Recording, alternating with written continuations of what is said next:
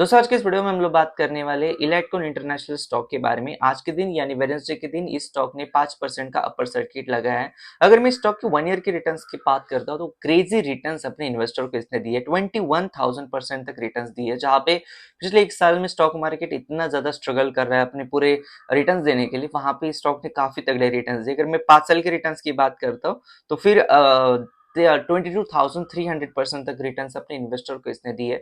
और अगर मैं ऑल टाइम रिटर्न्स की बात करता हूँ तो उतने ही रिटर्न्स अपने इन्वेस्टर को दिए। तो कहीं ना कहीं आज के इस वीडियो में इसके फंडामेंटल्स जानेंगे और इसके फाइनेंशियल्स को देखने की कोशिश करेंगे कि क्यों ये इतना आगे जा रहा है और इसके लिए आगे फ्यूचर क्या रह सकता है। आज की इस वीडियो को मैं स्टार्ट करूँ उससे पहले चैनल के ऊपर आप पहली बार आए हो और मुझे पहली बार देख रहे हो तो मेक श्योर कीजिए चैनल को आप सब्सक्राइब करो। यहाँ पे हम लोग स्टॉक मार्केट के रिलेटेड बहुत सारी चीजों के बारे में बात करते हैं।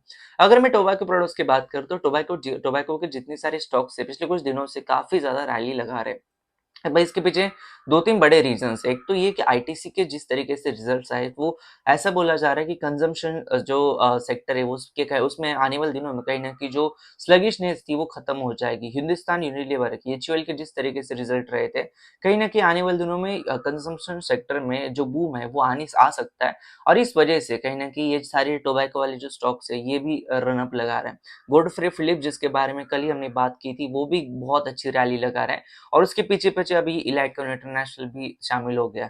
अगर हम इसके फंडामेंटल्स देखते हैं तो मार्केट कैप इसका 35,000 करोड़ के आसपास है, kind of small cap company है। अगर हम पी रेशियो की बात करते हैं तो 1000 के आसपास पी रेशियो, ये आपको पता चलेगा जब मैं आपको फाइनेंशियल्स दिखाऊंगा।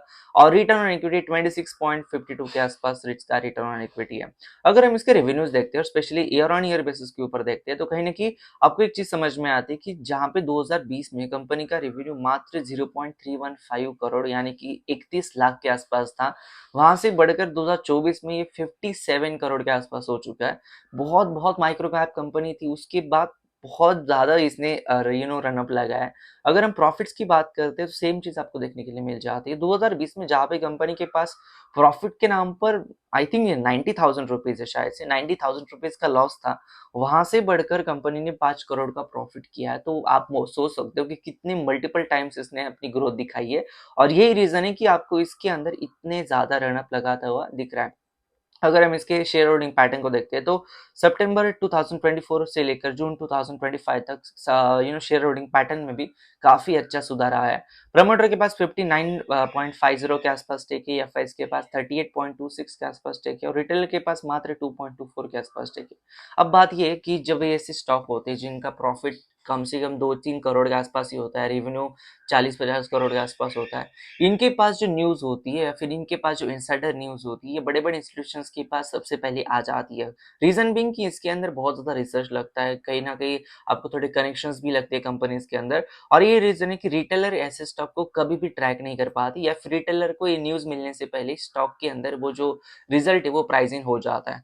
वहीं पे अगर मैं बात करता हूँ इसके कहीं ना कहीं पी रेशियो के बारे में तो 1000 को ये क्रॉस कर चुका है, तो वैल्यूएशंस कहीं पे भी जस्टिफाई नहीं होते। कहीं ना कहीं 5 करोड़ का प्रॉफिट और उसके बावजूद कंपनी कहीं ना कहीं 235 रुपए के आसपास ट्रेड कर रही है। तो एज ए इन्वेस्टर आपको एक चीज भी समझनी पड़ेगी कि आने वाले दिनों में इसके क्वार्टर के रिजल्ट्स किस तरीके से रहते हैं, ये बहुत डिपेंड करेगा। ये जो 5 करोड़ का प्रॉफिट आपको दिख रहा है ईयर ऑन ईयर बेसिस के ऊपर, ये अगर आने वाले दिनों में बढ़ता है तो ये पी रेशियो ड्रामेटिकली कम हो सकता है, कहीं ना कहीं फिर ये इसके वैल्यूएशन थोड़े स्टेबल होना शुरू हो जाएंगे। लेकिन आज की डेट में ये कहीं से भी जस्टिफाई नहीं हो रहे 1000 का पी और उसके बाद 5 करोड़ का प्रॉफिट।